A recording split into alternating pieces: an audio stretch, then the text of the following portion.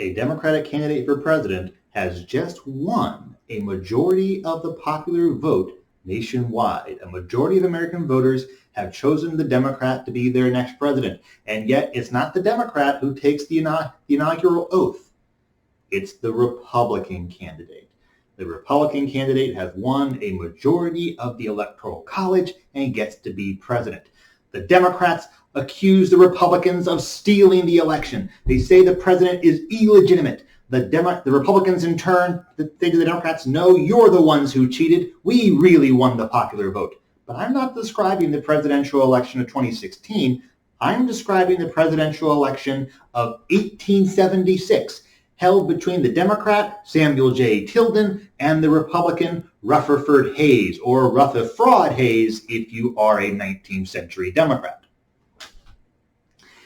The Electoral College is probably the most controversial part of American government. So let's describe today how it works. First of all, you technically don't go out and vote for president. If you go out in November and you vote for, say, Joe Biden, you're not actually voting for Joe Biden. You're actually voting for candidates for an office called elector. And those electors that you're voting for say they'll vote for Joe Biden. So you're not really voting for Joe Biden. You're voting for some electors who say they'll vote for Joe Biden in the Electoral College. For the most part, that's a technicality. We can get more in depth into that another time if there's any interest from you guys. So we're going to gloss over that a bit here. So here is how the Electoral College works.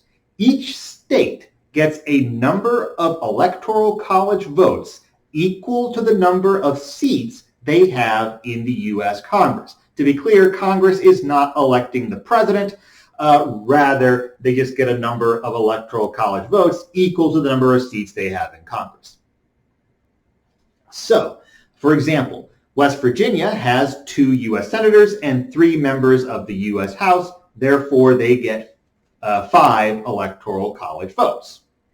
Conversely, California has 2 U.S. senators because every state has 2 senators and 53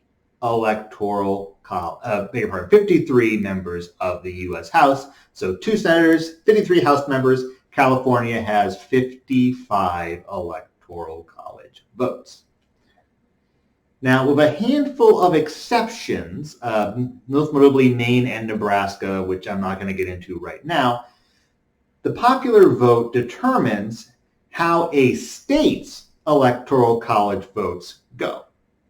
The national popular vote doesn't matter all that much. Just ask Hillary Clinton or Samuel Tilden. But the state-level popular votes, those matter a lot.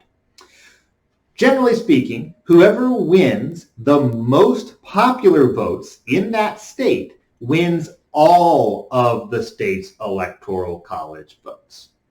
So, for example, in the 2000 presidential election in Texas, the Republican candidate, George W. Bush, he won about 60% of the vote, popular vote in that state. Al Gore won about 40%.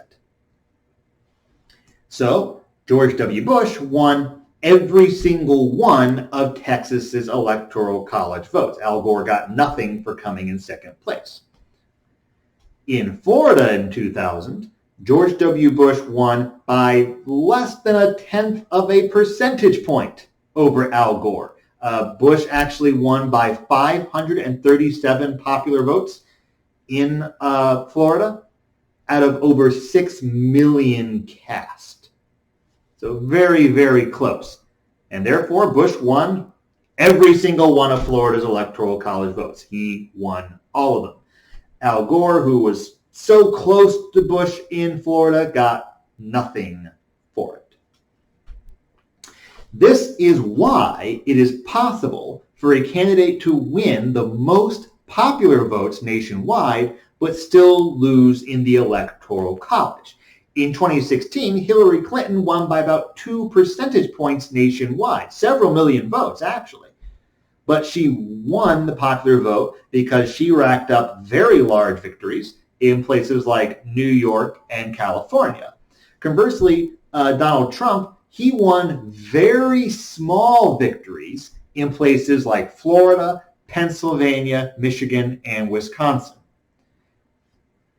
That way, he was able to win all the Electoral College votes in those states, even though his popular vote lead over Hillary in those states was very small. The result, Trump won the Electoral College and got to become president. Hillary won the popular vote and got absolutely nothing for her troubles. At least the Cubs won the World Series that year. She's a Cubs fan, so it wasn't a total loss.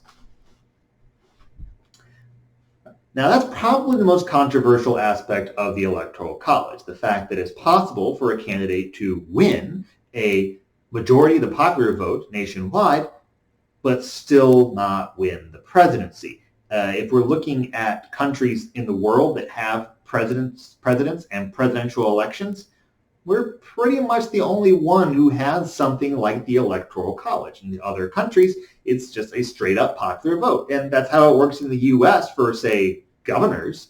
There's no Electoral College to be elected governor of New Hampshire or West Virginia or California. It's just whoever wins the most votes statewide wins. That's all it is. But not for president. Now, some critics of the Electoral College have also noted that the Electoral College gives a larger voice to small states than their population would suggest.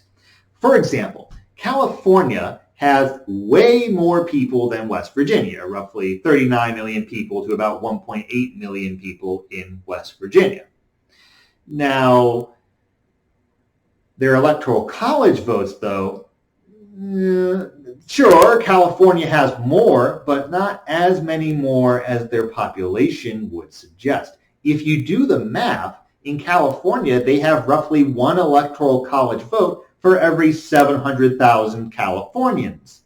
But in West Virginia, it's roughly one Electoral College vote for every 300,000 West Virginians.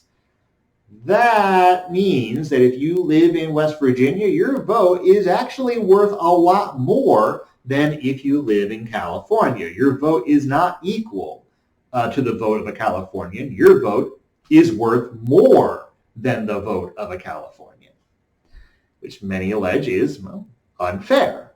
Right? The reason, by the way, is because, remember, the number of Electoral College votes is based on the number of seats you have in Congress, and every state gets 2 senators. So that's why the Electoral College is skewed in favor of small states. Conversely, others argue that this is not a bug, it's a feature of the Electoral College. That without the Electoral College, all political power would be in the hands of major cities, that candidates would just campaign in major cities. For example, imagine the United States did have a popular vote to elect the president. The city of Los Angeles, just the city, not even talking about all the suburbs that are dependent on it, just the city of Los Angeles, has about 4 million people. That is equal to the population of West Virginia, New Hampshire, and Vermont combined. However, if we had a national popular vote, well, it would make a lot more sense for a candidate to focus their attention on Los Angeles than West Virginia, New Hampshire, and Vermont, because, well, Los Angeles, we have a lot of people, but geographically, it's not that big. And if you want to buy advertising, well, you only need to buy advertising in one city's TV stations. You don't need to buy advertising separately for West Virginia, New Hampshire, Vermont, etc. In other words, they would just campaign in major cities. At least that's what supporters of the Electoral College say, that if we had a national popular vote, candidates would just focus their attention on major cities where they can kind of get more bang for their buck, right, than campaigning in rural or suburban areas. Therefore, the Electoral College defends rural and suburban areas and makes sure the country isn't just dominated by major cities. On the other hand, let's see who the Electoral College really advantages. In the 2016 presidential election, New Hampshire got 21 visits from the Trump and Clinton campaign. 21 visits. Texas got 1 visit. California got 1 visit. West Virginia got 0 visits. Now, New Hampshire only has 4 Electoral College votes, and Texas has 32. California has 55. West Virginia has slightly more, 5 Electoral College votes. So why is all this attention being put on New Hampshire and virtually none on Texas, California, or West Virginia?